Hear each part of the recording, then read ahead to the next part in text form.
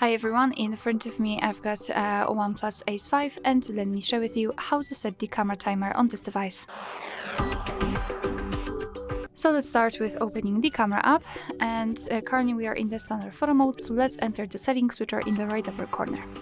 Here we've got the timer, we've got three options, so off, 3 and 10 seconds delay. Let's just tap on the option you'd like to apply. As you can see, it will be immediately shown on the shutter button.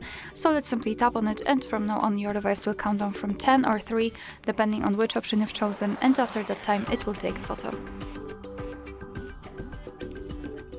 Okay, you can always turn it off, just go to the options and tap on off, and from now on your device will take photos right after touching the shutter button.